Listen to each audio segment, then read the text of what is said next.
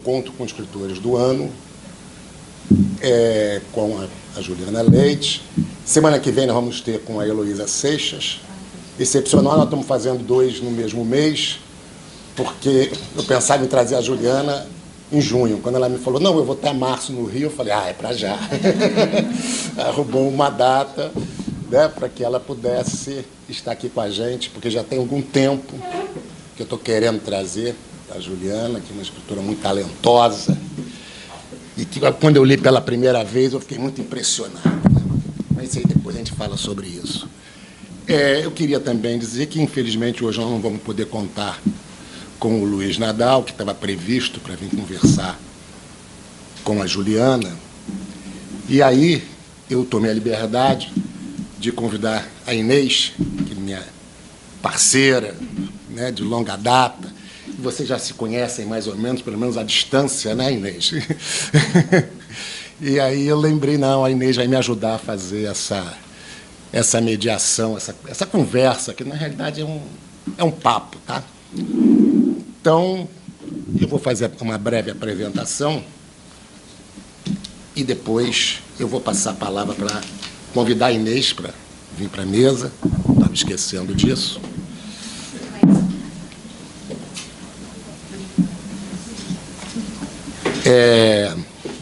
Eu vou ler, que senão eu falo muito, tá? Juliana Leite cursou Comunicação Social na UERJ, onde também concluiu mestrado em Literatura Comparada, pesquisando as interfaces entre leitura e tecnologias digitais. Seu romance de estreia, Entre as Mãos, da editora Record, 2018, recebeu o Prêmio Sesc e a PCA. Foi finalista do Prêmio Jabuti, Prêmio São Paulo de Literatura. Rio de Literatura, desculpe. E semifinalista do Prêmio Oceanos. Isso na estreia, né? Tá ali. Tá ali. Sob essa estreia, diz Beatriz Rezende, um romance inovador, mexendo com ousadia nas estruturas habituais desse tipo de narrativa. Aliás, eu achei muito ousado, né? Achei genial. E no entendimento de Flávio Carneiro, professor aqui da UERJ, escritor e crítico literário, ele diz, Juliana Leite consegue converter o próprio ato da escrita em gesto. Luta persistente, força de continuidade dos dias e, portanto, da própria vida, e a partir daquilo que o humano pode manifestar e ultrapassar por meio da literatura. É isso que ele fala aqui realmente, né? Essa coisa de você, o ato da escrita, né? Você conseguiu fazer exatamente isso, nesses cruzamentos, né? De tecer, né? Fez uma tecelagem assim com uma personagem, né? Humanos Exemplares, seu segundo romance, foi publicado em 2022 pela Companhia das Letras. Também mereceu inúmeros elogios. O Aqualusa, por exemplo, apontou: Juliana Leite escreve sobre velhice e morte, com a alegria de uma menina descobrindo a vida. Para Heloísa Teixeira, mais lembrada como Buarque de Holanda, né, Humanos Exemplares é um mergulho em gestos repetidos, personagens radicalmente comuns, sentimentos que se desconcertam numa fluidez que só o talento e o domínio total dos instrumentos da escrita permitem. Cito ainda Fabiana Sanches, escritora, crítica literária e psicanalista, para quem Humanos Exemplares é um dos romances mais bonitos desses tempos. Concordo.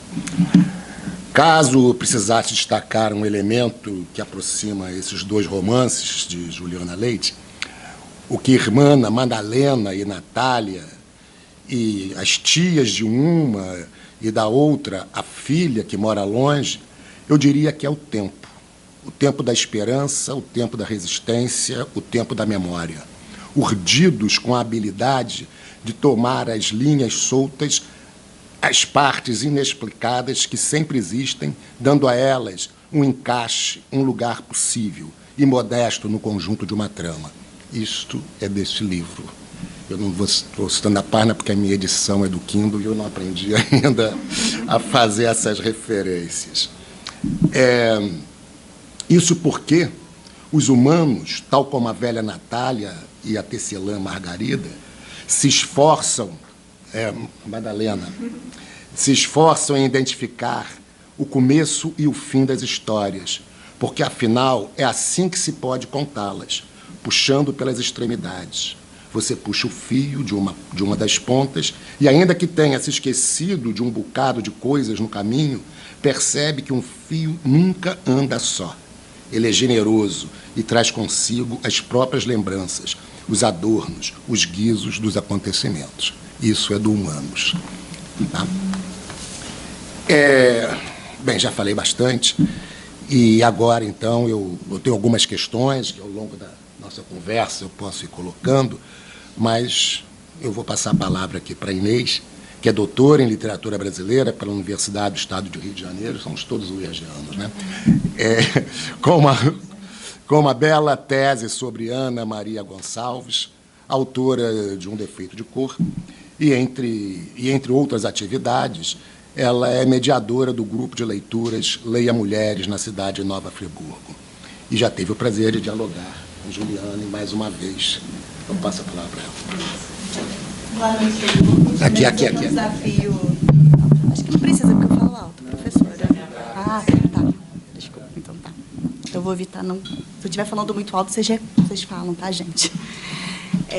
Primeiro, eu dizer que é um desafio imenso tentar substituir o Luiz Nadal, que é um pesquisador assim, dos mais criativos, potentes, né? Então, estou aqui numa dupla tarefa, né? De substituir essa pessoa que eu admiro tanto e conversar sobre assim, hoje é sobre Os Humanos Exemplares, mas sobre uma obra que é tão tocante, tão forte e que particularmente mexeu comigo por falar da questão da velhice e da construção de memória, né?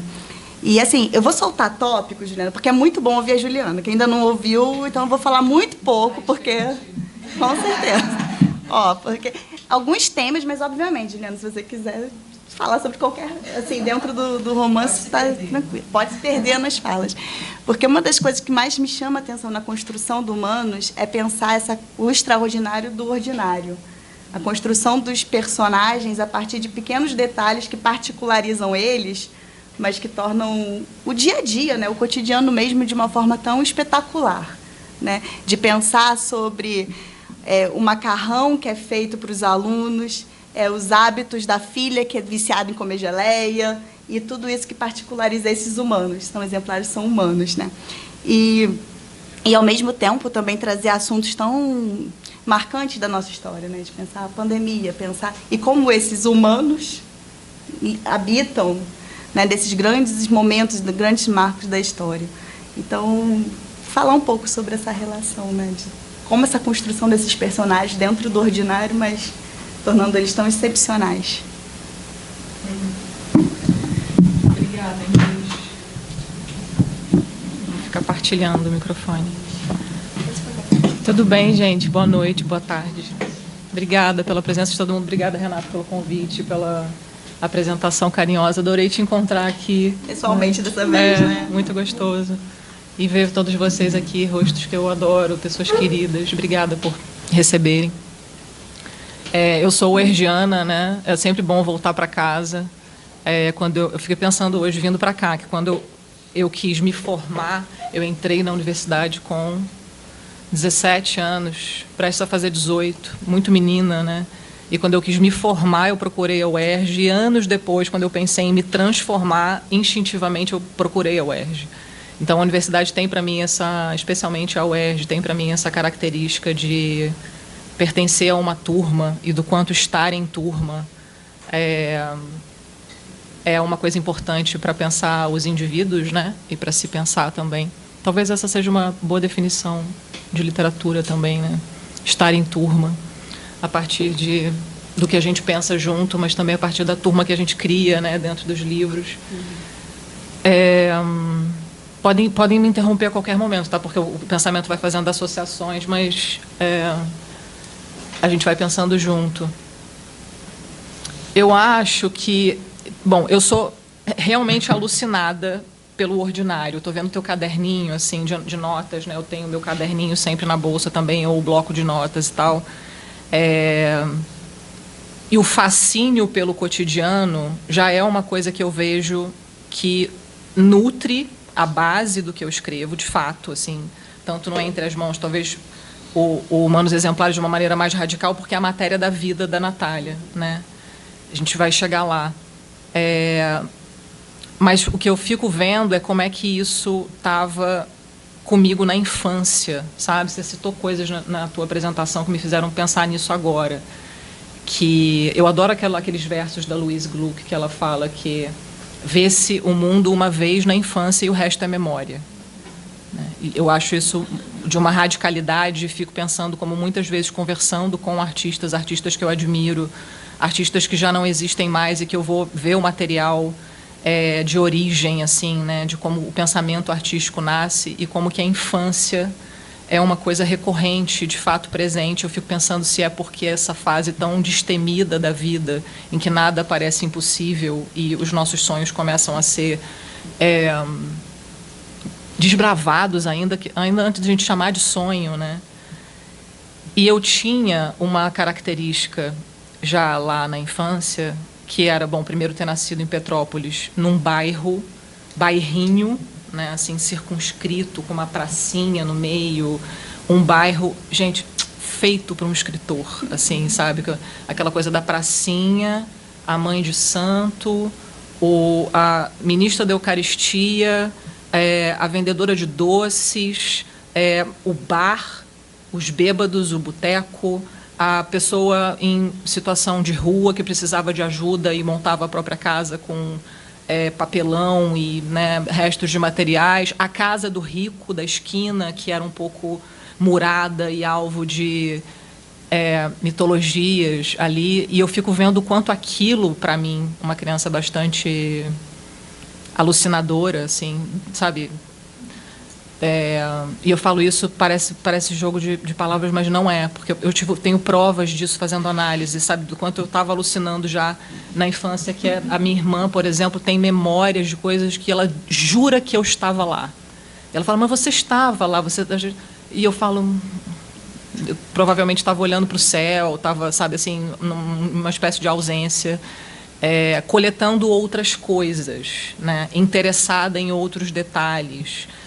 Eu sou capaz, por exemplo, de me lembrar de uma festa de aniversário de uma tia em que nada me ocorre a não ser o vestido dela. E como ela andava com aquele tecido e o que é aquilo, enfim.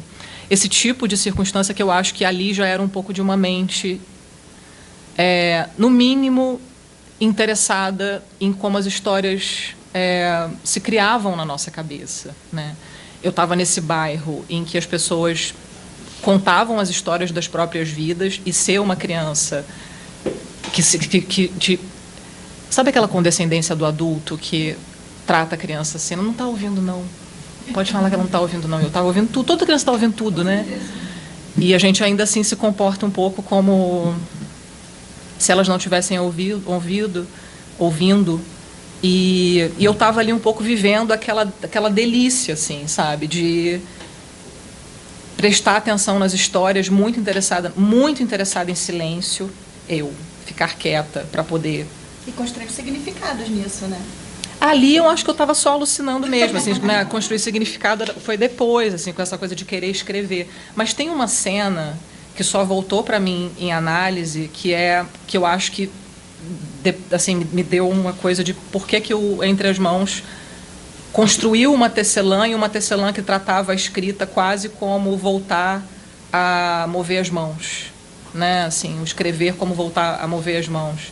Que eu me lembro de uma mesa de carteado, eu lá com... Oi, Bruno. Com talvez os meus 4 para 5 anos, antes de ser alfabetizada, e uma mesa de carteado do domingo, na casa dos meus avós. Eles jogavam carta aos domingos, e tinha um caderno de apontamentos, né, de quem estava ganhando, quantos pontos e tal. Aquele caderninho, para mim, era assim, uma espécie de diamante negro. Eu queria botar a mão naquele caderno. Aquele caderno era papel à disposição, né? E eu me lembro que ficava num pote de cerâmica que era destampado para pegar o caderno e a caneta. Então aqueles dois objetos assim vinham para mim quase como que a guerra pode começar agora, sabe assim, a revolução começa agora por causa da caneta e desse papel. E eu ficava um pouco ali em volta daquela mesa sem entender o código, nem do buraco, nem da escrita, esperando aquilo acabar, porque no momento em que o jogo acabasse, sobraria para mim o papel e a caneta. E eu me lembro, assim, com, né, memórias de análise, de pegar, antes de ser alfabetizada, pegar a caneta e fazer massa de texto, rabiscar todas as linhas e poder cobrir aquela, e ter aquela página que foi uma página que eu escrevi e que não dizia absolutamente nada, mas que era uma massa de texto, que eu falo que era o meu Alcorão, assim, que eu escaneava, né, os olhos naquilo, e os meus primeiros textos foram aqueles textos de nada, que era uma adoração de escrever, né? Antes mesmo de ser de... e eu acho que era assim a beleza do gesto de alguém que escreve, que é uma coisa que me chama a atenção se eu vou num lugar, num café, se eu passo por um parque, e que tem alguém escrevendo à mão, e isso é uma coisa que me, sabe, me atrai, assim, a postura do corpo sobre o papel. E acho que isso radicalizou muito mais nos nossos tempos, em que tudo é assim. E aí eu imediatamente, quando vejo alguém escrevendo à mão, eu pergunto, por que será que preferiu que fosse à mão e não no bloco de notas, né? Qual é o valor desse conteúdo para essa pessoa, para que seja feito à mão? Isso só foi, sabe, encaixar na minha cabeça muito tempo depois, quando eu comecei a pensar de por que o Entre as Mãos é como ele é, assim, um livro formado de partes e partes entrelaçadas e que tratam o texto também como massa moldável, não só como um produtor de sentidos, mas também, né? E o tempo, que foi uma coisa que você falou aqui, né, nos teus apontamentos, assim, de correlação entre um livro e outro, porque eu vejo como que eu realmente acho que a literatura é uma expressão artística feita com o tempo. Eu ia falar que ela é do tempo, mas não é exatamente isso que eu quero dizer. Ela é com o tempo, né? Eu fico pensando o tempo que leva para que uma história nasça. Podemos pensar isso para a vida, assim, na vida. Qual é o tempo que leva para que uma história nasça? Mas no momento em que você começa a trabalhar com a palavra, com a linguagem, o que me ocorre é que o tempo que leva para uma história nascer é o tempo de conhecer quem são aquelas pessoas, né? Quem são aqueles personagens, que aquelas pessoas possam, inclusive, beneficiadas pelo tempo, não serem vítimas do autor, né? Do que eu acho que os personagens podem ser, ou de qualquer tipo de premeditação que eu possa ter sobre os personagens, e o benefício do tempo vai fazê-las se rebelarem e quererem ser mais do que eu poderia premeditar que elas fossem. E pode parecer que eu estou dando uma grande delirada, talvez sim, mas o que eu queria ligar disso com o que você estava falando é essa paixão pelo cotidiano, passar por esse caminho em que eu pude encontrar pessoas na infância que eram contadores de história, que viviam histórias no cotidiano,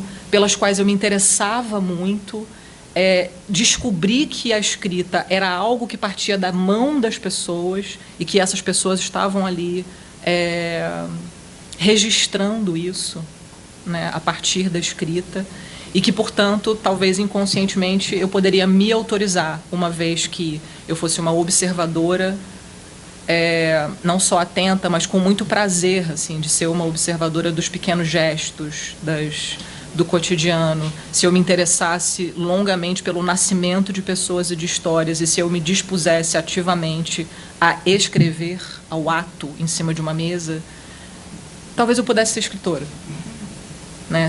Tudo isso alquimizado.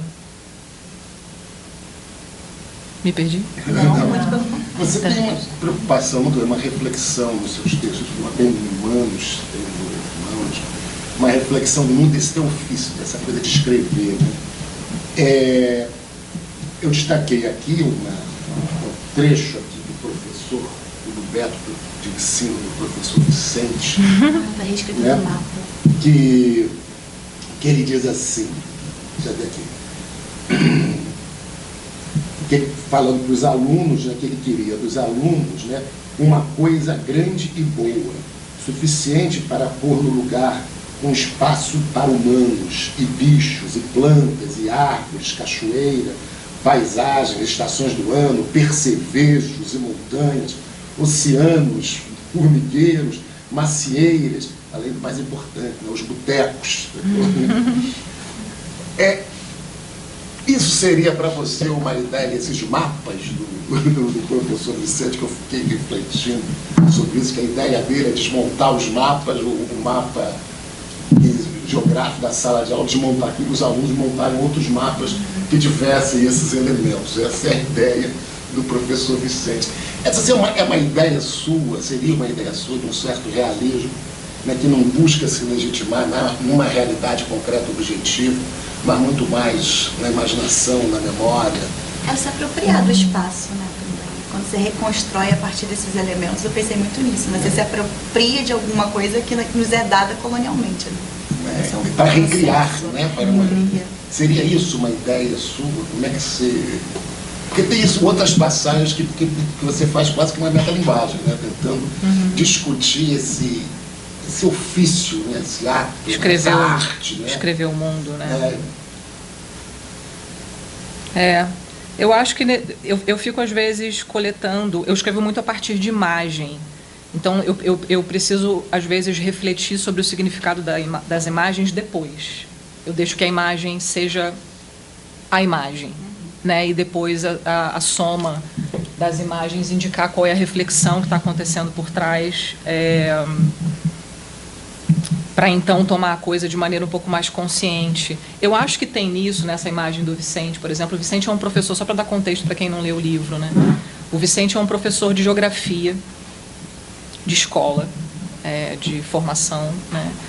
E é uma época da ditadura, a ditadura está acontecendo, ele é um resistente da ditadura, e ele propõe que, quando começa a repressão, ainda no começo da repressão, ele propõe que os alunos possam redesenhar os mapas. Essa é uma ideia quase hiperliterária, né? Eu me lembro quando eu pensei nisso, né? Nessa ideia, eu pensei, ok, essa é uma ideia filiada a tantos outros momentos da história da literatura, né? Uma ideia quase hiperliterária, mas que ainda assim não me incomodou quando apareceu, uma vez que ela estivesse na mão de criança, né? E que isso pudesse ser manejado de uma outra forma, mas que eu acho que o que está construído por trás disso na proposta do Vicente, que talvez também seja a minha reflexão em relação à literatura, é esse direito ao delírio em tempos extremos, né? Nos momentos mais apertados, acho que a palavra apertado pode ser bem precisa nesse sentido, né? Nos tempos mais apertados de subjetividade, a gente recorra a elementos que lembrem que delirar, portanto sonhar, portanto criar, é parte dos direitos da vida humana, né? Nesse caso especificamente do Humanos Exemplares, o livro inteiro está um pouco perpassado por esse direito ao delírio, uma vez que ele é narrado por uma mulher de 100 anos que está confinada num apartamento, sozinha, com um telefone que toca pelo menos uma vez ao dia, com uma filha que mora longe, esse é o nome da personagem. E aí eu já vou contando para vocês um pouco das costuras de como as histórias vão nascendo, né? Elas nascem e vão nascendo, esse gerúndio muito longo, muitas vezes. Quando eu estava escrevendo Entre as Mãos, lá em 2017, 2016, eu estava muito envolvida com o cinema da Chantal Akerman, que é uma cineasta, roteirista, documentarista belga, que tem um filme que eu amo, que se chama Jeanne Dielman, que é um filme todo parado, e mostra uma mulher num apartamento, com uma câmera só, e o que acontece, você vê desse cômodo, eu recomendo muito que vocês vejam o filme se vocês não conhecem, uma cena toda vista de um mesmo cômodo, e o que você vê acontecendo nos outros cômodos é o som do que está acontecendo em outros cômodos, e você vai tirando conclusões, inclusive, de quando este cômodo retratado fica vazio. Né? Eu fiquei alucinada com esse filme. Vi não sei quantas vezes o filme, vi tomando notas, né? Ainda antes de escrever o meu primeiro livro. E a Chantal, ela tem uma pequena novela em que existe essa personagem, a filha que mora longe. Este é o nome da personagem. E desde a primeira vez que eu li essa personagem, sabe aquelas coisas que te fazem ler, que você fala assim, você tomba para trás? E eu pensei, eu vou escrever uma filha que mora longe. Um dia. Tomei nota e guardei, e não fiquei preocupada quando seria, como seria, eu só tomei essa decisão, que um dia eu escreveria uma filha que mora longe. E na entrada da pandemia, eu estava envolvida num outro projeto, um projeto de dramaturgia, que tinha essa possibilidade de trabalhar o plano, que era o que eu estava lá apaixonada pela Chantal em 2017. Sem planejar, ali tinha um trabalho de plano acontecendo na dramaturgia, quando eu comecei a tomar notas, que talvez alguns de vocês tenham feito isso ou visto pessoas fazerem. Entrou a pandemia e as pessoas começaram a fazer diário. Anotar, né, coisas que estavam sentindo, pequenas notas, etc. e tal. Eu estava tomando essas notas, é um hábito, né, ter diário desde antes da pandemia. E quando a pandemia entrou, que eu comecei ali a fazer aquelas notas de uma mulher parada, quem seria essa mulher que está parada num cômodo, esperando um telefone tocar, quem liga no telefone e tal, a certa altura eu decidi que quem liga no telefone é a filha que mora longe. Vou escrever a filha que mora longe. Freud é um danado, né? Porque eu sou uma filha que mora longe. Sou uma filha que mora longe desde os 16 anos. E eu não estava nem um pouco ali envolvida numa espécie de autorretrato, muito pelo contrário, eu estava fascinada pelo método, o método do amor exercitado à distância. Essa era a minha questão. Como exercitar o amor à distância? Era uma pergunta, né? E no contexto da ditadura, tinha todo um enredo para pensar isso, né?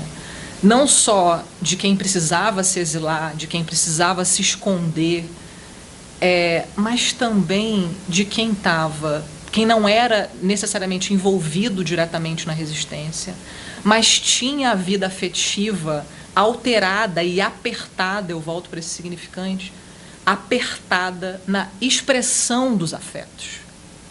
E que a distância pudesse ser, inclusive, na mesa da cozinha. E aquilo fosse a distância a ser trabalhada, né? E aquele contexto todo de pandemia me fez imediatamente pensar nos esconderijos da ditadura, como que isso acontece. A mente é uma coisa de louco, né? Assim, como é que... Acho que tinha um instinto ali um pouco de... Ok, parece que isso aqui é uma coisa inédita, mas é claro que não é, né? A gente já teve que se esconder como espécie antes. A gente está experimentando pela primeira vez. Deixa eu dar uma olhada aqui em outros momentos em que a espécie se escondeu para sobreviver, né? E aí fui à ditadura, e fui às outras epidemias, fui ao homem das cavernas, e fui elegendo um pouco desses momentos em que eu falo que eu acho que está no nosso DNA, momentos de crise, né? Estava falando momentos de crise, direitos ao delírio. E eu pensando nessa informação de DNA, nos piores momentos, se você se esconde bem, você sobrevive. Metáfora pouca bobagem, né? Ainda bem que minha análise da semana já passou. Semana que vem já nem lembro mais que eu falei isso.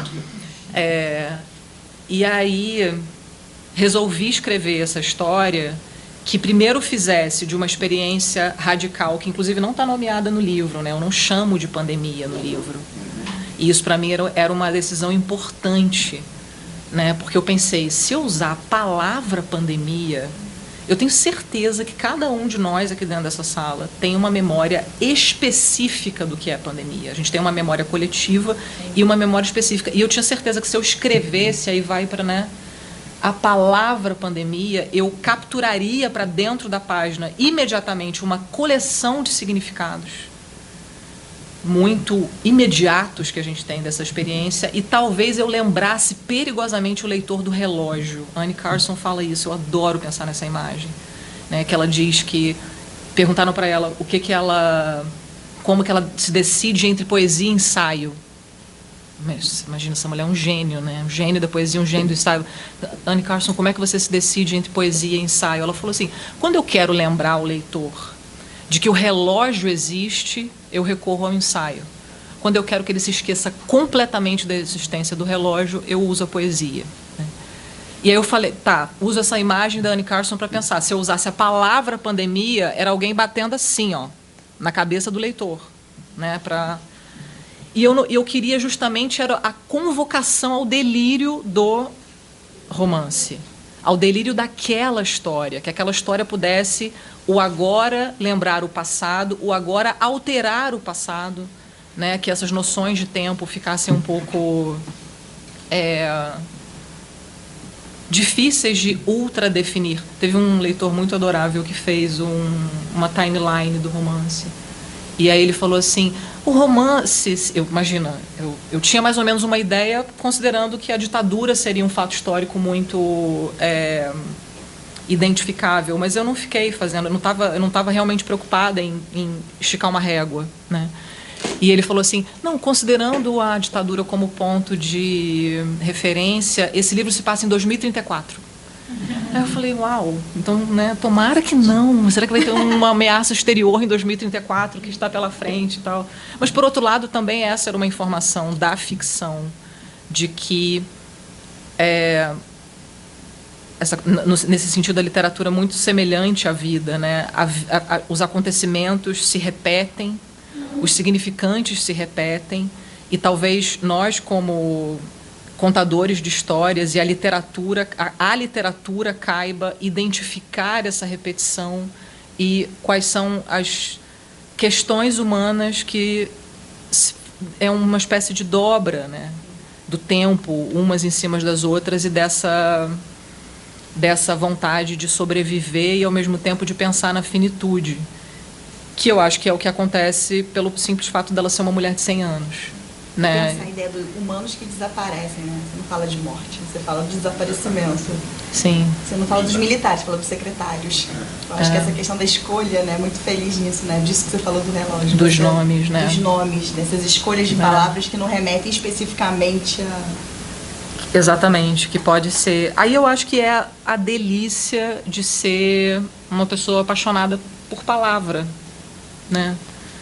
E de ir encontrando os significados. Por exemplo, eu me lembro que, quando eu estava fazendo mestrado na UERJ, foi a época terrível das Olimpíadas no Rio de Janeiro. Quem estava na UERJ na época das Olimpíadas do Rio de Janeiro sabe como a universidade ficou, né? O que estava acontecendo com a gente ali dentro. E eu não me lembro o que eu estava escrevendo na época, mas eu já estava tomando notas, e muitas das coisas foram parar dentro do Humanos Exemplares por essa perspectiva de repetição, né? Não de representação, mas de repetição dos significados e das simbologias. E aí, um dia eu estava indo, olha a coisa do cotidiano, voltando à tua primeira observação, e a confiança no tempo que você falou. Eu estava indo pegar um metrô em São Conrado, e a parte do metrô de São Conrado estava absolutamente ocupada por camburões como é que era o nome? Força Nacional, que eles mandaram, né? O exército ocupou o Rio, enfim, tinha toda aquela coisa visualmente bastante ostensiva, né, de ocupação da cidade, porque nada podia acontecer e tal. E a base da Rocinha estava completamente tomada de camburões. Completamente. Muitos soldados do exército, né? Não, enfim, PM do Rio, nem nada do tipo. Soldados muito jovens, que nunca tinham feito aquilo na vida, que não tinham sido, né, preparados para aquilo. Eles só estavam com um fuzil na mão, uma balaclava de caveira, isso eu me lembro desse símbolo, né? E aí, ali, a caminho do... Bem-vindo. Quer sentar aqui? Tem uma cadeira aqui, ó. A caminho ali do metrô, eu vi uma fila de soldados, assim, coturno, fuzil, balaclava, de caveira, jovens, claramente jovens, e de repente passou por mim, eu já fui caminhando devagar para observar o que estava acontecendo, passou por mim um estudante da rede municipal de talvez uns 10 anos de idade, carregando uma mochila desproporcional para ele, assim, um mochilão que ele ia andando e ia batendo atrás na perna, assim, sabe? Com um pacote de traquinas na mão. Todo torcido, com um final de pacote de traquinas na mão. Quando ele viu os soldados, ele vê aqueles soldados jovens, talvez, já na minha imaginação, semelhantes a um primo, a alguém da família e tal, ele vê o coturno de um desses soldados e fica fascinado. E encara aquele coturno e fica olhando para aquilo com uma espécie de salivação. E eis que este mesmo soldado olha o pacote de traquinas e saliva pelo pacote. Então, eu estou vendo a cena de olhares cruzados do desejo de cada um. O menino carioca, desembolador, desfaz o rolo do traquinas e fala: quer um biscoito? E o menino abaixa a balaclava e fala: quero. E aí ele vai e faz aquele gesto de subir o biscoito, assim, sabe? No pacote, entrega o traquinas e eles começam um diálogo que eu fiz questão de não ouvir. Porque eu queria a cena. Eu não queria o significado. Eu não queria o que eles diriam um para o outro. Eu só vi aquela cena e desisti de onde eu estava indo e voltei para casa porque eu queria escrever aquela cena imediatamente. Não sabia o que ia acontecer com aquilo, eu não sabia onde eu ia usar, mas eu sabia uma coisa: eu não queria utilizar esse menino e eu não queria utilizar esse soldado. Eu queria entender, meu Deus do céu, que biscoito é esse? Sabe, assim, o que é isso que aconteceu aqui agora, nesse contexto dessa cidade ocupada, de tudo aquilo que estava acontecendo. Quando eu estava escrevendo o Humanos Exemplares, eu tratei de conversar com pessoas que tinham vivido a ditadura militar na mesa da cozinha. Quer dizer, muitas das histórias de resistência, de prisão, de esconderijo, chegam para a gente, né, via relato, via alguém que viveu algo, e a gente até acaba tendo muito mais registro da experiência vivida por quem estava no fronte, né, e por quem estava na resistência. E eu tinha uma memória de, lá em Petrópolis, ver meu professor de história, que tinha sido torturado, contando aquilo com muito cuidado, com muito detalhe sobre o que tinha acontecido na ditadura, mas com medo, claramente com medo. Que só depois eu fui entender que era o medo de vai saber quem são os filhos de quem daqui, né? Naquele momento eu não estava entendendo. E eu me lembro de saber que eu estava escutando na aula uma coisa que tinha sido muito importante para a história. E eu nunca tinha escutado isso dentro de casa. Assim, ninguém nunca tinha falado nada desse tipo. Eu achei aquilo... Nossa, onde estavam? Né? Assim, onde estava a minha família enquanto isso estava acontecendo? E comecei a levantar uma fatia, digamos assim, daquela experiência, que era a fatia de quem precisava dar continuidade às famílias. Né? Quer dizer, existia uma parte da população envolvida na resistência diretamente e existia uma parte da população botando o moleque para a escola, fazendo, né, assim, cuidando da casa, cuidando de que a vida doméstica seguisse.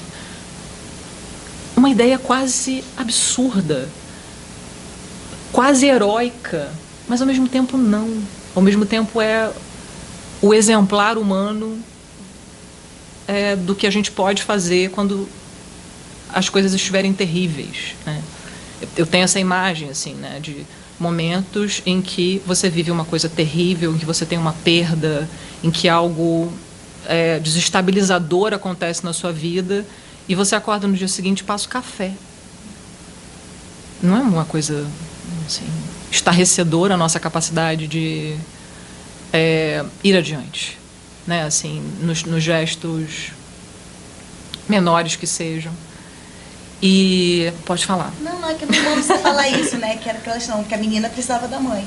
Tinha ditadura e tal, mas a filha precisava continuar tendo uma mãe, né? Sim. E é isso, ela precisava. A experiência, né, dessa mãe era uma, e a experiência da filha era de querer uma mãe, né? Era de querer aquela companhia ali, aquele olhar de mãe dedicado.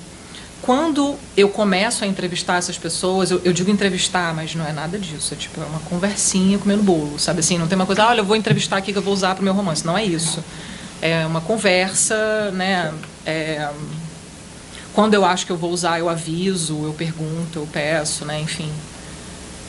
E aí, eu conversando com uma pessoa, um amigo, em Minas, e ele me contou a história do cachorro amigo. Eu falo assim, a gente começa a escrever ficção, a ficção começa a acontecer com a gente. As coisas chegam, sabe? E essa pessoa que tinha vivido a ditadura na mesa da cozinha, ouvindo as histórias de quem sumia, ouvindo as histórias dos padres que ajudavam a encontrar as pessoas, né? Os padres e os barbeiros foram duas figuras que apareceram muito, assim, na pesquisa. Os lugares onde as pessoas frequentavam e podia, bater um papinho. Né? As informações circulavam. E esse amigo começou a me contar a história de um cachorro que ele tinha, que se chamava Amigo, o cachorro Amigo. E que era um cachorro extraordinário, um vira-lata absolutamente extraordinário, que as pessoas iam para lá, para uma montanha em Minas e tal, que tinha uma cabana num pico de uma montanha super alta, e o cachorro conhecia o caminho. Quando as pessoas chegavam na cidade, procurando esse lugar para estadia e tal, esse meu amigo virava e pedia para o cachorro amigo acompanhar as pessoas. Amigo, leva eles lá na cabana, leva eles lá e o cachorro amigo levava. E as pessoas conheciam na cidade. Lá vai o amigo, lá o amigo, não sei o quê. E o amigo não passou aqui hoje, era uma adoração pelo cachorro. Quando eu conheci a história do cachorro amigo, eu fiquei no papel, assim, em cima da minha mesa, desculpa, menino do Traquinas, soldado, cachorro amigo.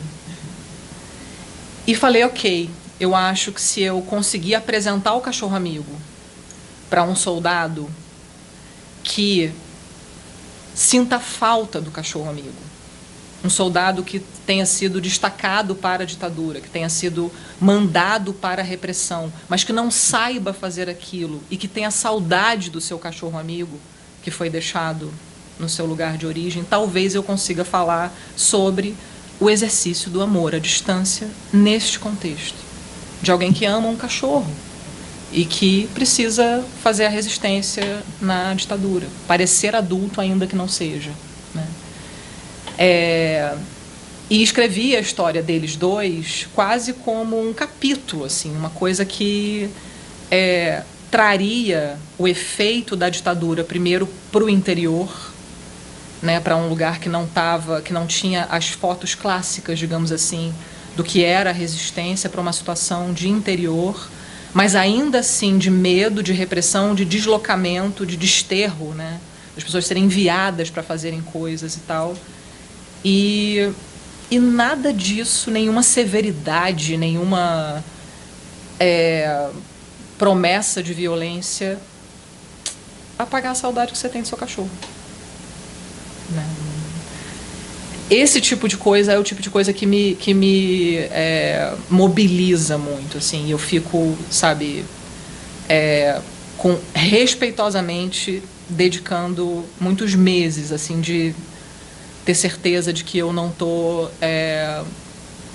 me impondo, né, sobre uma história que eu quero contar, de que eu não estou impondo um significado prévio ao que eu suponho que a coisa seja e tal. E talvez essa seja um dos maiores prazeres da linguagem, né? Ela ser livre de você, inclusive de você que escreve, com as limitações e com a força que as próprias imagens têm, né? Eu estava vendo no final do livro, né, a última fase, fala de algumas autoras importantes. Você já mencionou aqui a Chantal, né? Mas eu também você falou da Natália Ginsburg, né, que não sei se é coincidência a personagem Natália. Em homenagem. Natália Ginsburg fala muito dessa questão dos amigos, né? E a Natália daqui também, né? Toda aquela coisa dos amigos. Mas tem também, né, que isso aqui pode se né, tem a ver com a Djamela, né, o Tite, né? Não sei se você está falando do mesmo livro, né? Jamais o Fogo. Sim. Né? Não sei se... Que é um livro que fala sobre isso, da dor daqueles que resistiram, que sobreviveram, né? Daqueles que sobreviveram, né? A Natália é uma sobrevivente, né? Sim. Ela é uma, dos amigos todos, né? Daqueles que, inclusive, alguns que, inclusive, se tornaram próximos, né? Por conta, exatamente, né? Da ditadura, né? Que pretendia afastar as pessoas e, no entanto, estar junto era uma forma de resistir, né? Eu tenho algumas lembranças desse tempo. O que você diria? Que seria, assim, essas influências dessas duas, pelo menos, além da Chantal, que você já falou, que teria te marcado, assim, para... Você fala em referências, né? Você fala em as referências, né? Eu acho que é isso o termo que se usa, né? Autoras que... O que é que se fala? Não faço ideia. Exatamente. Este livro reconhece com reverência a presença. É isso que você diz. Sim. Eu acho que as referências têm perna, sabe? As referências andam, né? Cada hora a gente escreve junto com o que está lendo, eu acho, assim, que a gente escreve junto com o que está lendo. Nesse livro, especificamente, no Humanos Exemplares, eu estava lendo muito a Natália, estava lendo a Djamela, e todas essas mulheres estão aí dentro, né? Certamente, se eu não tivesse lido elas, né, o livro não teria nascido dessa forma. Tem uma coisa que eu guardo com muito carinho, que tem parágrafos inteiros do Humanos Exemplares escrito nas margens dos livros, assim, que eu estava lendo na época. E isso é uma coisa que eu não apago, assim, que eu deixo como essa prova, sabe, de... Eu sinto um pouco como um abraço, né? Um pouco abraçar essa autora e agradecer e tal, deixar aquele texto ali marcado na borda, tomando a bênção, como esse livro aí gosta de dizer, né? Mas sim, eu acho que tem aquelas referências que, por exemplo, quando eu li Menina Caminho, do Raduan Nassar, no final ali do ensino fundamental, talvez início do ensino médio, eu jurava que podia ser eu. E acho que esse é um efeito que a gente não pode banalizar, né? Não pode banalizar, inclusive para apostar todas as nossas fichas nesse gesto transformador da leitura. Essa capacidade de você olhar o livro e falar, ok, talvez seja eu. E falar, talvez eu queira ser, né? Talvez eu deseje isso, tal. E essa é uma das grandes responsabilidades, eu acho, de trabalhar com a literatura. Então, eu me lembro de uma fase ali da minha formação em que Raduan Nassar entrava trazendo um tipo de imaginário, e como que Raduan Nassar me ajudou a ler Graciliano Ramos, e como que Graciliano Ramos me amoleceu os ombros para olhar Machado de Assis, depois de ter encontrado ele no colégio, com aquela sensação de precisa ser certo ou errado, né? Precisa fazer a prova, ser certo ou errado. E às vezes os caminhos, né? Uns autores ajudam os outros por vias um pouco misteriosas, de que você vá se apaixonando pela linguagem e possa se amolecer, né, diante dos textos. E hoje eu consigo ver esse caminho, sabe? Como que os autores foram trazendo uns aos outros. Por exemplo, eu vejo como que eu só fui, de fato, sentir prazer no início da vida adulta ali em ler Borges, depois de ler os contos de Machado de Assis. E isso quase como assim, degraus naturais. Um levaria ao outro. Uma coisa, a gente não consegue muito bem explicar. Eu também nem quero, para ser sincera, assim, eu só senti, né, que aquilo estava acontecendo. E viver isso como um grande barato da leitura, sabe? Que para mim é uma coisa sagrada até hoje, assim, de sentir o barato da leitura e ter muito mais horas dedicadas a ler do que dedicadas a escrever, sem dúvida nenhuma, por prazer, mas também por me considerar estudante, né? Alguém que precisa estudar, ler literatura com um lápis na mão, descobrindo as coisas internamente, tendo muito prazer nisso.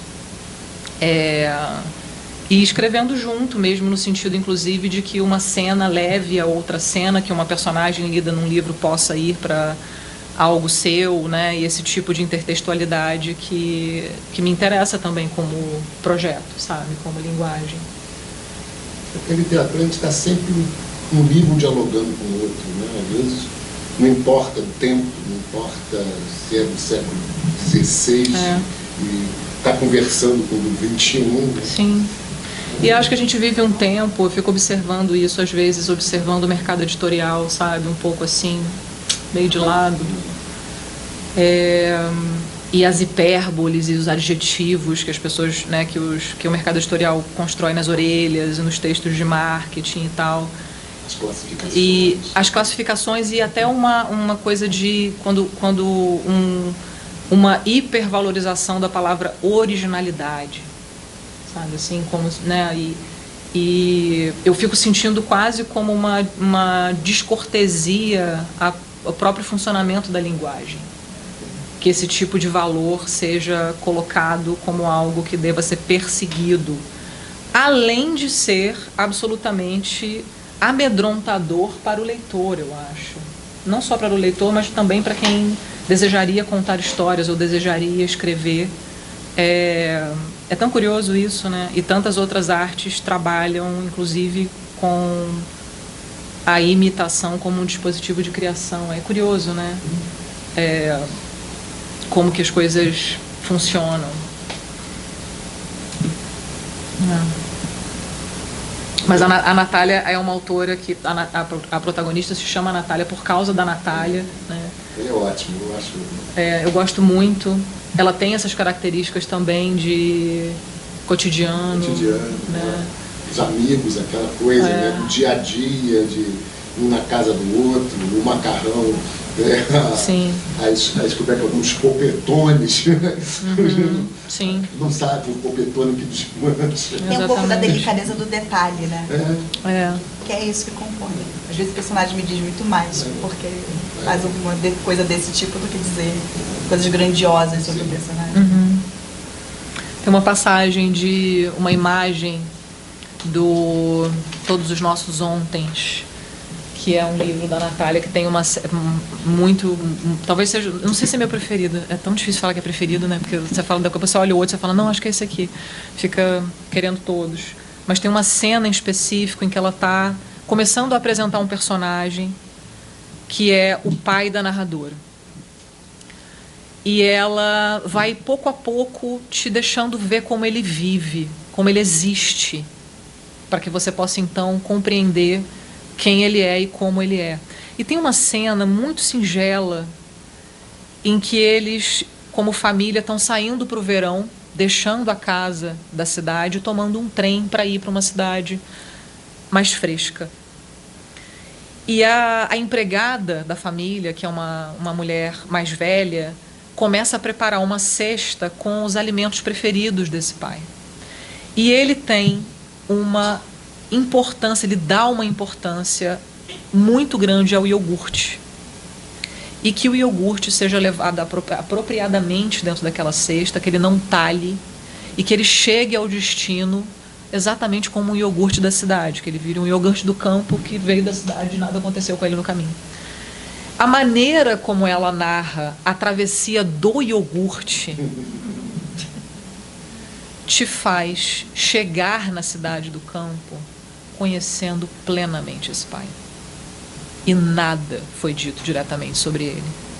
Ao pé da letra, nenhum dos adjetivos diz respeito ao pai. Ela está apenas montando uma cesta e te contando sobre o iogurte.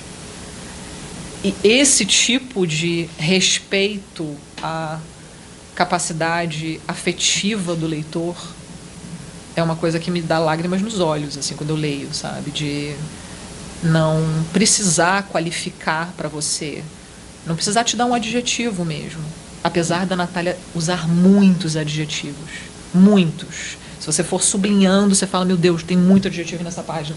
E, né, é uma coisa do estilo dela mesmo. Às vezes adjetivos, inclusive, em sequência, que é uma característica que o Humanos Exemplares também faz. Mas ainda assim você fica livre, como leitor, para talhar o iogurte na sua boca, por você mesmo, sabe? Sem a necessidade da intervenção dela. Eu acho isso fascinante, assim, sabe, são recursos que me... Tem uma cena que de vez em quando volta para mim, eu preciso reler, porque eu já contei ela algumas vezes e faz um tempo que eu não leio, talvez eu esteja aumentando um ponto. Como é que diz o ditado? Né? Aumenta um ponto. Mas a base é isso. É no terço final do Caminho de Swan, do Proust, Em Busca do Tempo Perdido. O Charles... Olha como são as coisas. É um trecho em que ele talvez esteja descobrindo o amor por outra mulher que não a mãe. Só que ele não sabe, assim, ele não tem certeza. E ele começa a se perguntar: será que eu estou apaixonado? Será que isso é paixão? Será que eu estou apaixonado? Como é que eu vou saber se isso é paixão ou não é? Odete. E ele realmente não sabe como é que ele vai fazer para checar, quem vai poder confirmar se isso é amor, se não é, o que é amor. E de repente ele vai para um jantar com isso na cabeça: Odete está para chegar. Você sabe junto com ele que Odete está para chegar. E ele não sabe se isso é amor, se não é. O que vai acontecer nesse jantar? De repente, de surpresa, no jantar tem um pianista. E o pianista começa a tocar uma música. E a música imediatamente silencia todo o jantar. Todas as pessoas largam os talheres, começam a escutar a música. Ele fecha os olhos, escuta a música e esclarece que é amor. Pelo que ele sentiu com a música. Não porque ele ache... A Odete nem está na sala ainda. Mas o que ele sentiu com aquela música esclarece algo do sentimento humano. Para mim são, sabe, nuvens primas. A música do piano e o iogurte da Natália. Esse absoluto respeito ao que também é inominável, né? E eu acho que um pouco do cravo do Vicente no gosto do beijo que a Natália descreve. Quando ele do mastiga, pudim. Do pudim, que o beijo dele tem gosto de pudim. Sim. Eu acho que entra um pouco, bastante, né? Eu aceito. Porque isso, se você relacionar um beijo ao gosto de pudim, eu acho que também é Sim. esse preenchimento de... O que eu sinto por de essa confirmações, né? Como confirmar os sentimentos. Talvez essa seja uma das grandes dificuldades de escrever literatura, é a hora que você começa a tocar nos sentimentos, né? E como tocar no sentimento fazendo a volta na palavra, no nome do sentimento, né? Ou no que está, ou até às vezes no que você acha que é o sentimento em jogo. Né? Por exemplo, quando eu narro para vocês a cena do soldado com o biscoito, traquinas, talvez cada um tivesse aqui na boca um sentimento diferente a dizer sobre o que eles estavam. E por isso eu me retirei antes de que eu pudesse ouvir qual era o que eles diriam ali. Né? E aí eu fico sempre pensando nesse momento da literatura que é do retirar. Assim, do se retirar, né? Se retirar como alguém que pode perigosamente atribuir um sentido para aquilo, circunscrever um sentido, né? Para o que está colocado um exercício que eu me faço, inclusive, como leitora também, assim, né? Olhar para algo ali que eu estou lendo e não... Para mim, esse é um dos fascínios, por exemplo, de participar de clube do livro, né? Esse grande colegiado que pode tender a pactos de significado, né? Segundo o que a maioria do grupo sentia, o que a maioria do grupo pensar, e de repente surge um pacto sobre qual é o significado daquilo a partir de uma maioria e tal. E de repente pode aparecer alguém que fale, não, mas talvez isso não está ao pé da letra. Se você for olhar ao pé da letra, talvez não esteja, né? E a gente fique mais revelado do que o próprio texto, né? Até pensando nessa questão dos silêncios, né? Como cada um preenche essas lacunas, né? Sim. Cada um que traz uma experiência diferente dos livros anteriores, da vida, das experiências na vida. Claro. Olha, já convidar as pessoas para participarem desse bate-papo. Né? Alguém gostaria de colocar alguma coisa? Sim, claro. Oi, Juliana, tudo bem? A gente já se falou um pouquinho, eu sou aquela que está escrevendo uma tese sobre o seu livro. Tudo bem, querida? Tudo bom? Tudo jóia. Essa questão sobre você se retirar, eu fiquei pensando sobre essa questão do olhar mesmo, né? Dos olhares, eu acho. Eu colocaria até no plural com relação a humanos exemplares, né? Eu acho que você se retirar é muito marcado quando a gente tem esses narradores ali que vão intercalando, né? Tem esse narrador externo, tem esse possível observador espião, e aí a gente tem esse outro narrador que parece um narrador que está ali dentro, às vezes está fora, e temos a Natália também. Eu fiquei pensando que isso é uma forma muito generosa de você, como é que eu posso dizer?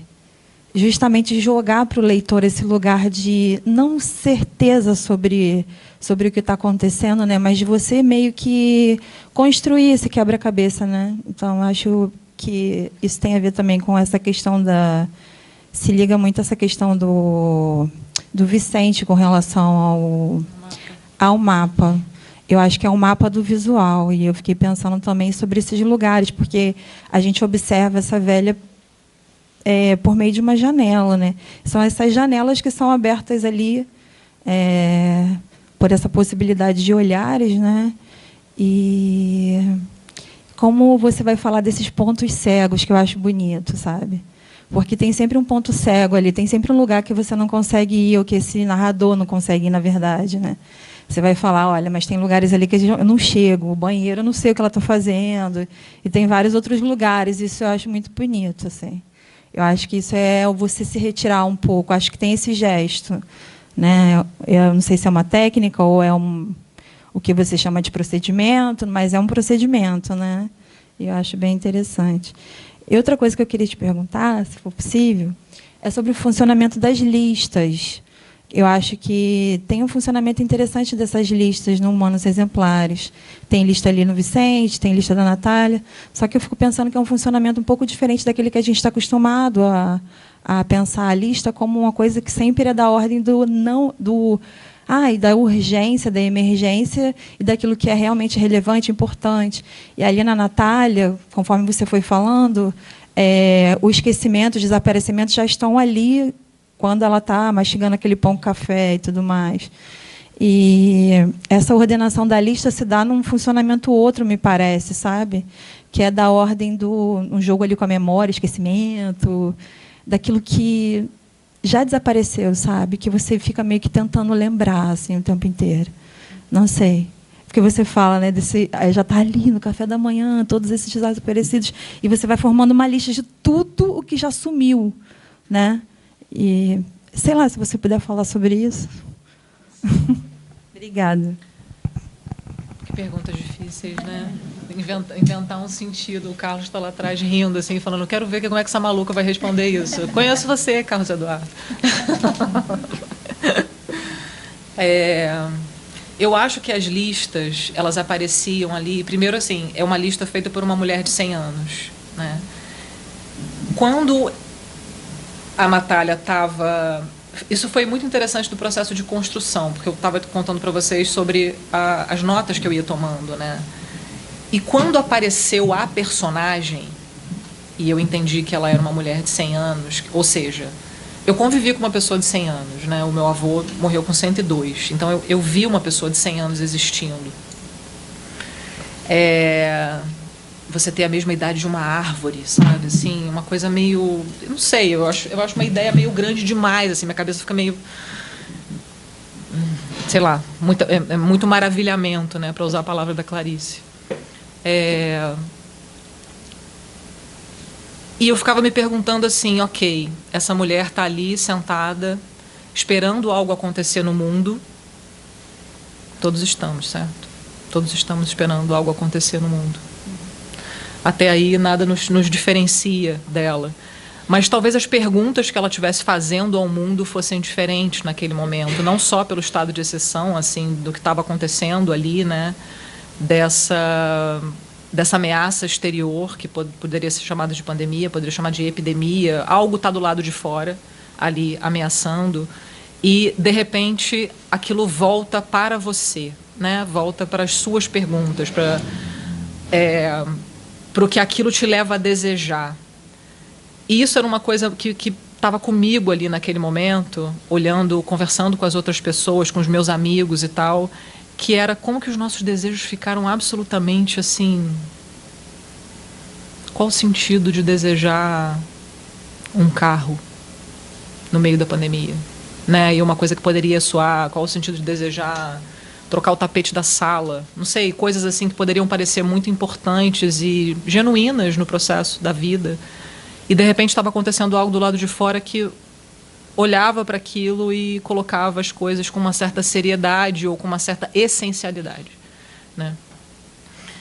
E essa mulher que olhou um século, era o que eu pensava olhando meu avô. Gente, eu olhava para os olhos do meu avô e eu falava, estes olhos olharam um século de existência da humanidade, viram, né? Isso tudo acontecer. Eu pensava, que lista é essa que ela vai querer salvar? Né? Quando ela começa a falar do mundo, das coisas que desapareceram, quais coisas preciosas desapareceram? Né? Além dos amigos, além dessas memórias todas, que talvez ela sinta saudade de uma espécie de pássaro que não vê mais. Com um século de vida você vê que extinguiu, né?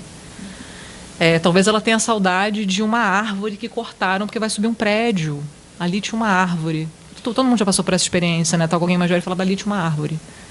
E hoje é um prédio. E essas memórias e essas perdas que, nos valores daquela mulher ali, configurariam a lista dela.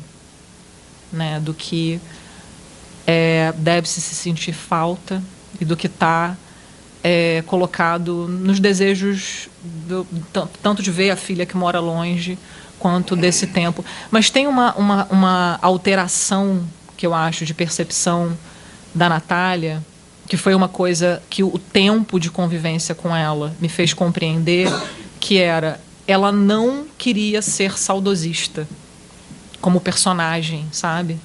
Quando as cenas iam nascendo e eu estava vendo o comportamento dela dentro daquela casa, quando a coisa resvalava assim para uma hora da saudade, a boca do texto não segurava. Sabe, era uma coisa meio de... não encaixava aquilo. E eu levei um tempo para entender, ok, ela não é uma saudosista. Ela não é uma mulher que olha para trás e queria voltar atrás. Ela só quer, né, assim, um pouco, se eu estou parada e parece que a minha vida não está acontecendo, a minha memória provará que a minha vida segue acontecendo. E o contar daquela história pudesse fazer exatamente esse papel, né? Mas eu nunca pensei, você está me falando agora das listas, e eu nunca parei para pensar sobre isso exatamente assim como uma afirmação estética, entende? Eu também gosto da ideia de que o fazedor do texto, né, se coloca diante daquela coisa ali, precisando encaixar algumas coisas e precisando pensar se ficou bonito, se o som funciona, se tem preparo dentro daquela lógica, e tudo isso também é muito prazeroso, né, num processo de escrita. E melhor ainda quando outras pessoas depois leem e contam pra gente o significado da coisa, assim, sabe? Como você falou agora da lista, eu fiquei assim, meu Deus, que lista é essa que tem na coisa? E conforme você foi falando, eu compreendi. E eu acho que isso liga com a tua primeira pergunta, que é esse desejo de ausentar, sabe? De se é possível isso, mas é uma pergunta que me interessa pensar, como eu posso cada vez mais me ausentar do texto, né? Não ter agenda diante do texto, sabe? Quando, por exemplo, a Alice Munro tem uma frase que ela fala que quando ela terminava de escrever um texto, ela falava assim, ok, qual personagem merece uma segunda chance?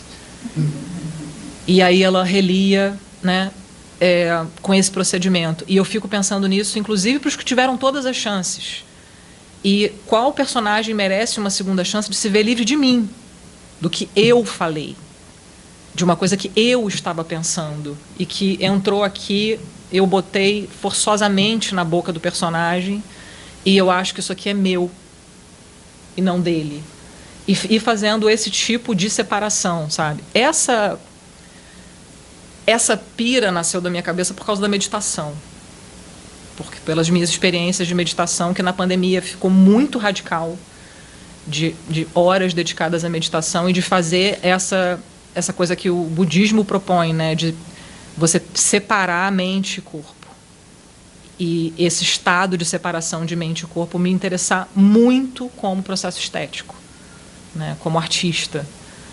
Onde que eu estou escrevendo em estado de corpo, um corpo que escreve, pensando naquela mão lá que estava fazendo, aquela mão infantil, fazendo um texto que não dizia nada, mas que escrevia. E onde que a minha mente tem uma agenda. E eu estou tentando colocar uma agenda ali dentro, né? E eu sinto que só fazendo com calma para conseguir, com sorte, perceber. Porque na rapidez, e eu acho que até isso é uma coisa bastante forçosa de nossos tempos de rede social, fica parecendo que o valor da frase é ter uma agenda. Que o valor da frase é dizer algo que atribua significados às coisas, né? E eu tenho medo disso escorrer de alguma forma para dentro da literatura. É uma coisa que me interessa muito prestar atenção, sabe? Não te respondi, né? Aquela que não ajuda na pesquisa acadêmica. Bom, boa noite, Juliana. Eu sou Alice Casimiro. Eu não cheguei a ler os seus livros, tá? Vim aqui justamente para conhecer e adorei a sua fala, me deu vontade de ler agora. Efetivamente comprar e ler, por essa sua ideia de não apostar na agenda, não apostar no fechamento dos significados, ou seja, não ficar para escutar a conversa e depois contar exatinho aquilo que foi, né, que já está com o significado amarrado, mas abrir, né, construir um texto, que é o que me parece, né, pela sua apresentação, de construir um texto aberto ao livre fluxo de sentidos e possibilidades, que nem você sabe exatamente tudo que você quis dizer no livro. E eu acho isso ótimo. Por isso que eu estou com muita vontade de ler. Agora, eu gostaria de saber, assim, mas quem que a Juliana está lendo hoje no Brasil que não está nessa agenda, que está nessa abertura, né? Quem é que te atrai? Quem você conseguiria lembrar alguém, ou autores, autoras que te atraiam hoje? É engraçado, porque, como leitora, eu não fico também caçando essa agenda, não. Eu deixo o texto ler, assim, o texto dizer o que ele quer dizer, né? Percebo, por exemplo, como a gente estava comentando antes, essa coisa de como o mercado editorial trata, procuro não acreditar no texto de orelha, não acreditar no texto de quarta capa, né? Deixar... Eu entendo que, ainda que tudo ali seja... diga o que veio dizer antecipadamente, eu também acredito que o processo de escrita daquele livro teve uma boa dose de inconsciente, porque todo o processo tem, né? Então, eu também não fico me armando, né, contra isso. Eu apenas sou uma leitora, né, diante de tudo que eu estou lendo. Eu estou escrevendo contos agora, então eu estou muito numa fase de olhar para os contistas e ler muitos contos, tanto de estrangeiros quanto de brasileiros, né? Eu estava falando dos contos de Machado de Assis, que é uma coisa que, enfim, né? É muito doido falar isso, porque as pessoas falam, ai meu Deus, o conto de Machado de Assis, mas é um pouco, né, como querer conhecer, sei lá, a pedra sem ir à pedra, assim, sabe? Uma coisa um pouco que é forte para mim. Os contos do Osman Lins são uma coisa que me envolvem muito. O Osman Lins como autor me interessa muito, como imaginário, como linguagem, né, também. Mas eu acho que a gente vive um momento da literatura brasileira, da literatura latino-americana, extremamente interessante e com muito mais acesso também, por conta do trabalho brilhante das editoras independentes também, né, trazendo essas pessoas para cá e podendo ler o imaginário de todas essas pessoas. E, especialmente, o imaginário é uma coisa que me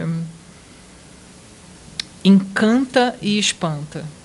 Você poder conhecer o imaginário de um autor acompanhando a obra completa, assim, né, vendo de uma maneira total.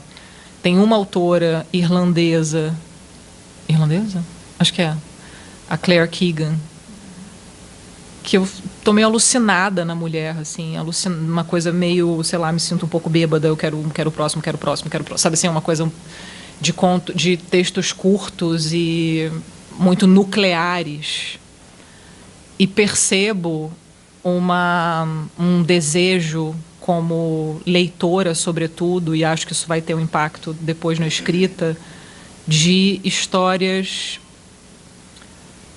pequenas, no sentido do enredo. Comedidas, talvez fosse a palavra mais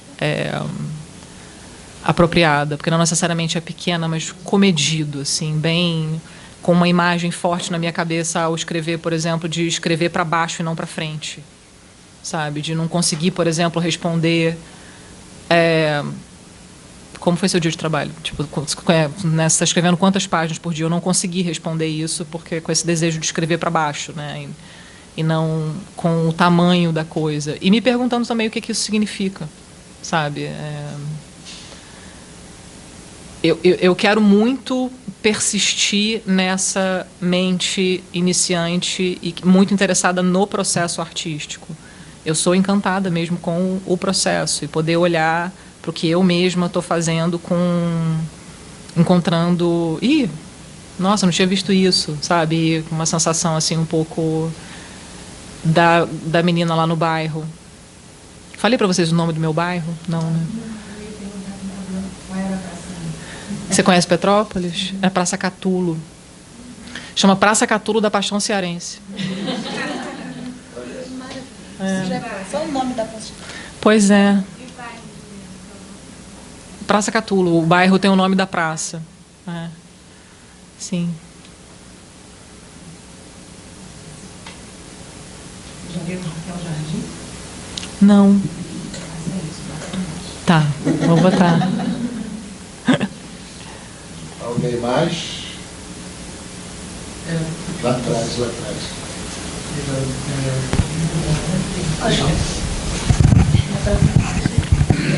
Ju, eu tinha uma pergunta, porque uma coisa que eu sempre vejo você falando é sobre essa preocupação com uma reflexão apressada sobre as coisas e imediata. E agora também você estava falando sobre a preocupação de do cuidado com as palavras na hora de escrever sobre a pandemia, né? Que você tinha uma certa... E aí, nesse sentido, eu queria saber mesmo o que significou para você escrever sobre um período histórico que a gente já sabia que era histórico enquanto a gente vivia, e responder literariamente a esse período de uma maneira tão próxima a ele, né? O que significou para você? Quais foram, talvez, as preocupações, mas também as angústias que você teve diante do texto enquanto você lidava com isso? Bruno, assim, primeiro de tudo, eu não tinha a menor pretensão de responder a um momento histórico. Nenhuma. Acho que até que se eu tivesse pensado nisso, eu estava paradinha lá no mesmo lugar, sem escrever uma linha. De fato, não era essa o meu desejo. Mas eu acho que teve uma coisa que aconteceu ali, que foi essa... Primeiro, a vontade de observar aquele momento de experiência radical, né? Uma experiência humana radical para todo mundo, e experimentar aquilo tirando, digamos assim, os apetrechos de significado e de interpretação.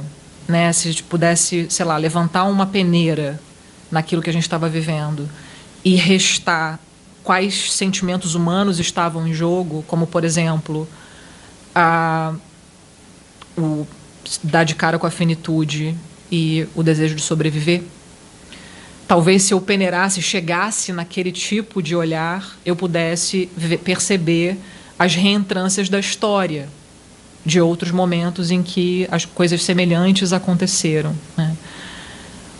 Quando eu entendi que eu queria escrever sobre a pandemia, sobre a ditadura, e que eu não ia olhar a ditadura do ponto de vista do fronte, né, que eu queria olhar a ditadura especialmente do ponto de vista de mulheres, mães, professoras, né, que poderiam, por exemplo, olhar numa panela de macarrão uma forma de resistir, né, de alimentar os alunos como forma de resistência. O meu gesto de cuidado, digamos assim, não foi necessariamente de olhar a documentação histórica envolvida, até porque a nossa documentação histórica envolvida doméstica da ditadura é muito pequena e muito feita pelas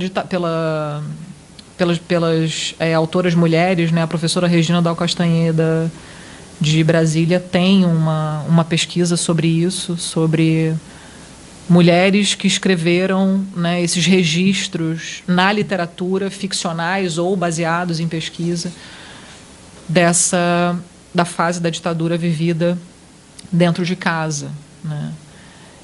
E aí, claro, eu fui a essas conversas, eu perguntei a essas pessoas com uma sensação muito clara de que eu precisava parar de perguntar, porque muito claramente existia um gatilho de percepção das semelhanças. A gente estava no governo Bolsonaro, né? Então existia um gatilho ali de percepção das semelhanças e de revisita dessas dores, e obviamente que não era um direito meu deflagrar qualquer tipo de crise psicológica para uma pessoa.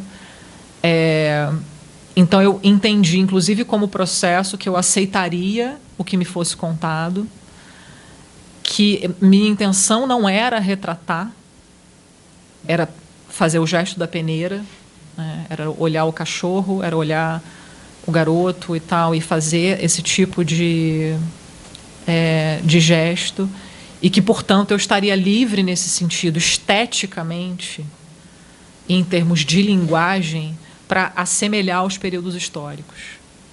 Né? Uma vez que a gente pudesse olhar por esses períodos históricos do ponto de vista, por exemplo, do corpo no esconderijo, do corpo que se esconde. Né? E aí o corpo que se esconde, inclusive, destituído de uma história traumática, digamos assim, né? Que aquele corpo ali, por isso que eu citei a história da meditação, porque isso também me fazia pensar na hora em que eu estava meditando, assim, que aquele corpo que estava no esconderijo teve uma experiência que talvez ele narrasse de uma forma diferente que o homem que estava no esconderijo narrou, criando já os significados para aquela experiência. Né?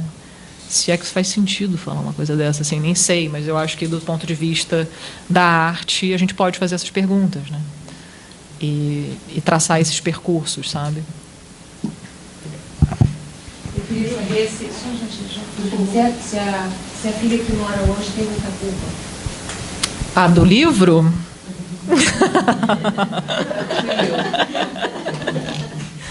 A do livro?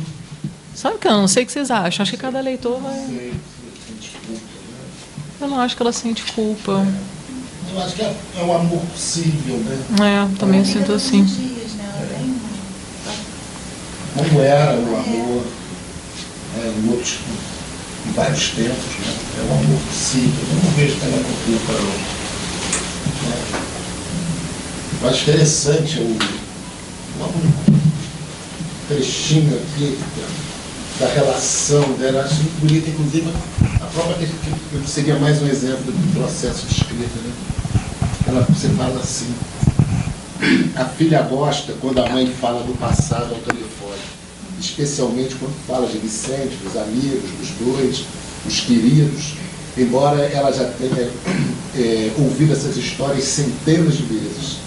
Só de vez em quando ela se irrita um pouco com a mãe, porque além de contar sempre as mesmas coisas, lá vem ela de novo repetindo, inclusive, as pausas, à espera de uma reação apetitosa de quem está do outro lado da linha.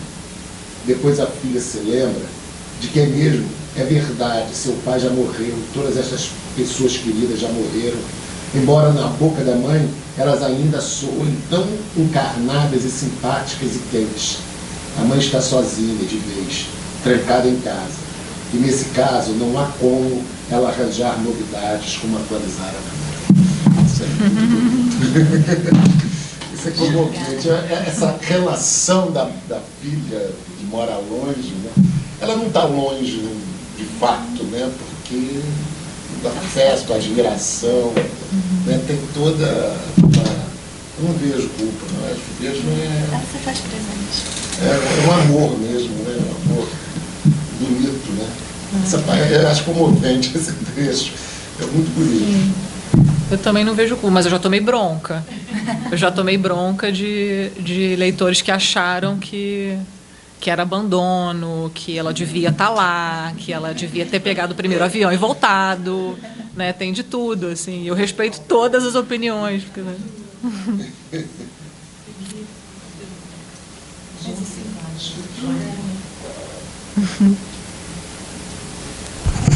Mas isso é tão legal, né? Quando o leitor se apropria tanto da história que ela faz sua. Sim.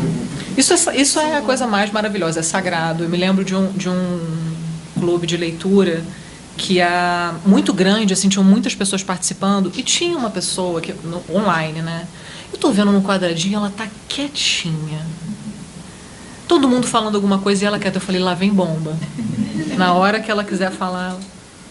Aí ela abriu o microfone e falou assim: olha, eu adorei o seu livro, eu adorei a história e tal, mas eu acho um absurdo as pessoas não terem nome.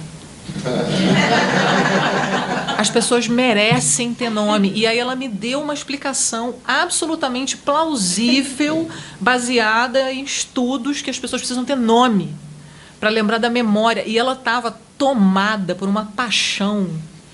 E eu fiquei olhando aquilo e falei, isso é a coisa mais maravilhosa do mundo. Que ela se sinta envolvida com uma história, a ponto de ir lá enfiar o dedo na minha cara e falar, você ponha nome nas pessoas da próxima vez. Sabe? Você demorou a nomear, inclusive, a Natália. Não, eu sei que não é só velha. O nome, né? O nome aparece... Você falou que aparece no final, eu falei... Não, demorou. Foi no final.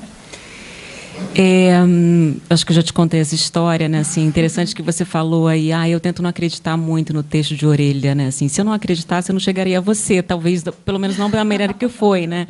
Porque eu cheguei a você pelo texto que você escreveu na orelha do livro da Paula de Covatti. É verdade. E eu fiquei assim tão impressionada com aquele texto, porque e até a capa daquele livro, ele é um pouco mais para o papel, assim, eu me peguei sublinhando uma coisa ou outra naquele texto. Eu falei assim, eu preciso ler essa mulher, né? E eu fui atrás de seus livros. Isso era um comentário. E aí a pergunta que eu quero fazer é o seguinte: é um pouco lugar comum, né? Artistas decidirem muito rapidamente que um processo de análise atrapalharia, né, no processo criativo, né, na produção artística. O que eu escuto de você, né, você fez algumas menções aí, né, ao seu exercício de se analisar, né, de frequentar um analista, e eu escuto na tua fala que é absolutamente o contrário no teu caso, né? Assim, eu já ouso dizer que você não concorda com isso, porque parece que, né, eu, como analista, fico pensando, assim, pelo que eu escuto que você está falando, que o processo de análise contribui para você levantar questionamentos e sustentar as suas questões que fazem você escrever, né? E certamente não é a análise que tenha causado isso para você, mas você talvez tenha escolhido fazer análise porque os questionamentos já estão para você desde que você se entende por gente. Enfim, eu queria escutar um pouco de você, o que você pode dizer a respeito dessa interferência, vamos dizer assim, né, do que seria se submeter a um processo de análise e produzir uma escrita, né, produzir uma arte. Meu Deus, é apenas essa pergunta que ela fez. Eu escolhi fazer análise porque eu estava bagunçadinha, né? Eu não escolhi fazer análise porque eu estava querendo me pensar. Não, eu estava doida e eu precisava fazer análise. Flávia, eu não sei porque, assim, eu acho que cada análise é uma análise, assim, cada processo é um processo, mas eu intuo que algumas pessoas podem sentir um perigo ao bordear a análise, no sentido de emoldurar psicologicamente os comportamentos. Eu acho que parte de um processo, né, de análise é essa compreensão disso que eu estou chamando de molduras, as molduras que os comportamentos podem ter, pelo menos os seus comportamentos podem ter, e isso poder criar um certo risco de que os personagens se tornem suas vítimas de molduras psicológicas.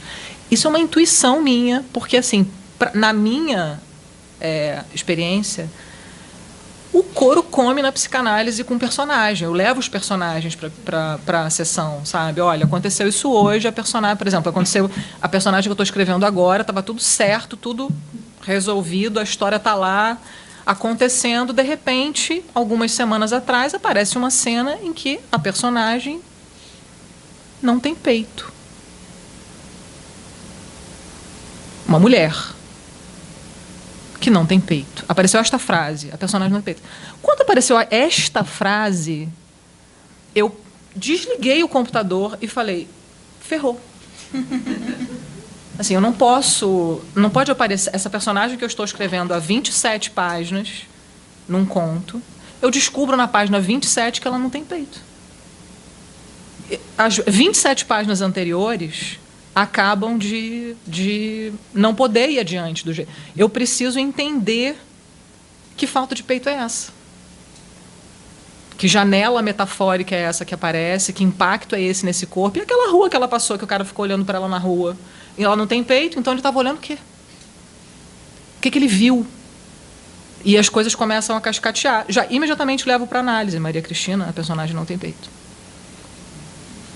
E para que essa coisa possa, né, e ela tem o jeito dela lá de abordar a coisa, respeitando o meu desejo de falar sobre aquilo, mas ao mesmo tempo entendendo que os indivíduos, enfim, trabalho dela, meu trabalho, né? Meu trabalho é escrever personagem.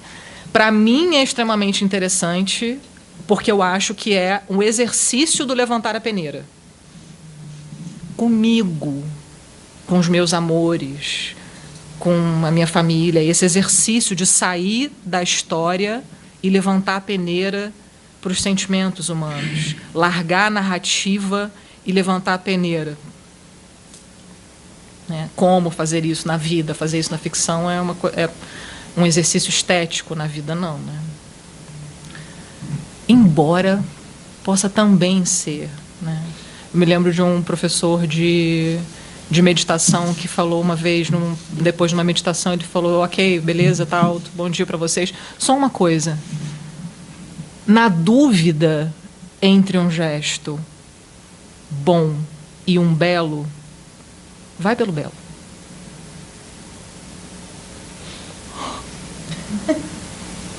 se está na dúvida do que você vai fazer é bom ou do que é um gesto bonito, vai pelo belo. O ouvido da escritora pira com uma coisa dessa. Por todo esse desejo de não atribuir significado, de deixar que as coisas possam andar pela imagem, de não querer escutar o que o traquinas significa e optar pelo belo. E o que cada um depois vai compreender desse belo será a subjetividade, né? Então não sei, assim, não sei como que outros colegas se... Para mim é sempre muito desafiador, por exemplo, participar de clubes de leitura de psicanálise. É muito desafiador, porque eu não sou uma boa interlocutora para estabelecer os comportamentos psicológicos do personagem, nesse sentido de que o meu apego à imagem, ou que a imagem apresenta, é uma fidelidade estética, né? E quando vem e eu acho genuíno, acho que é normal e genuíno que a gente leia os personagens compreendendo a psicologia ou tentando, né, entender. Mas também consigo... Talvez você tenha uma percepção muito mais aguda do que eu, mas eu, como observadora das redes sociais, também entendo que existe uma... Talvez pela democratização ao acesso da psicanálise, de mais pessoas interessadas no assunto, debatendo o assunto publicamente, também percebo um uso de terminologias de maneira, assim, fulano é narcisista. Banal, né? Banalizado. De uma maneira que também, como artista, me preocupa. Aí, por exemplo, se eu pego um romance contemporâneo que tem a palavra narcisista na orelha, eu já... Ok. Deixa eu ver ele existindo. Não passo de jeito nenhum, mas assim, deixa eu ver ele existindo. Deixa eu ver como ele existe, narcisista. Por que essa palavra foi escolhida? Possivelmente, inclusive, ela nem foi escolhida pelo autor, embora o autor pactue com a orelha, né?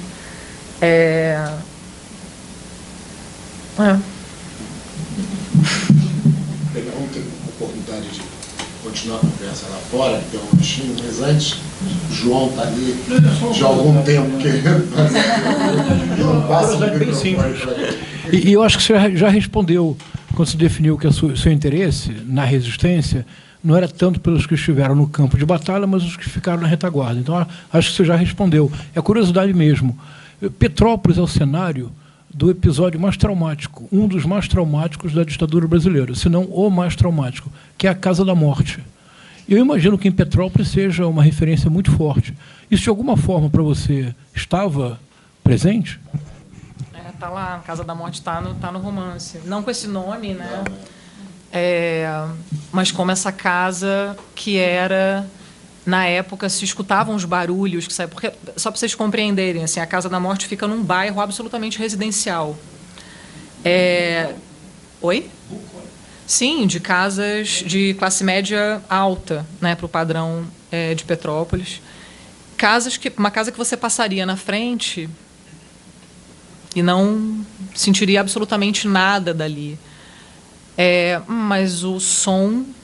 existe, né? Assim, existiam narrativas de coisas que se escutavam e não tinha muito bem certeza do que estava acontecendo e tal. Isso existia. Mas você vê, quando eu estava, citei esse meu professor de história, né, que foi torturado e que estava ali, sei lá, no final dos anos 90, ensinando esse capítulo da história para adolescentes. E ele tomava muitos cuidados ao falar. Muitos cuidados. Ao contar que aquilo existia, não é um lugar tratado, por exemplo, pela prefeitura como algo que deveria ser, inclusive, objeto de memória, né, de proteção. Não é tratado dessa forma. É uma coisa que a população, eu percebo, que não quer... Aquele medo, que é um medo, enfim... que também é perceptível em outros lugares que têm memórias traumáticas, né, que é um medo de se identificar, de que a cidadania se identifique com aquele lugar, né, e que fique... Então, Petrópolis acaba sendo muito mais lembrado por ser colonial do que por ter a Casa da Morte, né? É muito curioso que a gente permita que a colonização seja uma memória boa, né? Algo que a cidade quer, deseja, né? E ali a negociação é um pouco outra. E você sabe que depois, quando veio o governo Dilma e veio né, todas as investigações, as CPIs e tal, e que a Comissão da Verdade, eu falei CPI, né? A Comissão da Verdade, e teve a morte daquele general, lembra que ele prestou um depoimento, Cláudio, não me ocorre o sobrenome dele agora. Ele prestou um depoimento que foi transmitido ao vivo, me lembro disso, da transmissão do depoimento dele ao vivo. Ele presta o depoimento, volta, se não me engano, para Petrópolis. Ele morava em Petrópolis. Não era general. E matam ele, antes do segundo depoimento, né? E naquele momento eu me lembro do meu professor de história, de por que ele falava baixinho. No final dos anos 90, já em tese com uma democracia, né, garantida, e de que por que a própria cidade não sabe, né, não fala sobre, não está no calendário, por exemplo, da cidade. A única sobrevivente da Casa da Morte, morrendo todos, foi a Etienne Romeu. E o mesmo antes da Comissão Nacional de Verdade, como ela de fato sobreviveu, ela foi a Petrópolis. E tem isso gravado, um programa de televisão muito impressionante, porque ela confronta o dono da casa, que é um sujeito que parece um alemão. Ela não confronta e diz: o senhor sabia o que acontecia aqui. Não sei se você já viu isso, é muito impressionante. A Etienne Romeu tem um depoimento dela absolutamente admirável. Ela só sobreviveu porque ela conseguiu, por assim dizer, enganar o torturador, dizendo que, teoricamente, ela aceitaria sair da casa para fornecer informações, como se ela virar um cachorro, como se fosse a linguagem da repressão, que ela forneceria e sim voltaria para o grupo dela e forneceria informações. Ela desapareceu. Anos depois, quando ela pôde voltar, depois da anistia, ela não desistiu da ideia. Ela falou: vou descobrir essa casa. Ela foi a pessoa que ela descobriu a casa, confrontou o dono da casa, nada aconteceu. Foi uma memória prodigiosa, né? Que ela respondia detalhes, né, do que aconteceu lá dentro. Até pela sonoridade ela conseguia identificar pessoas, conseguia fazer muita coisa. Terrível, assim, né? Era um centro de execução, de tortura, mas as pessoas que iam ser torturadas não eram torturadas com o objetivo de obter informações. As informações já eram conhecidas, era um centro de execução de guerrilheiros considerados particularmente perigosos. Terrível, né? Inclusive, pelo relato dela, conseguiu burlar a lei da anistia, né? Porque ela foi estuprada. Estupro não entra na lei de anistia, então eles poderiam, né, processar os torturadores dela. Terrível. Muito terrível. Por isso que essa memória é importante ser resgatada. Sim. Nós temos agora ali fora um lanchinho. Depois dessa motivo de todos estarmos aqui. E aí o papo continua. Muito obrigada. Tá?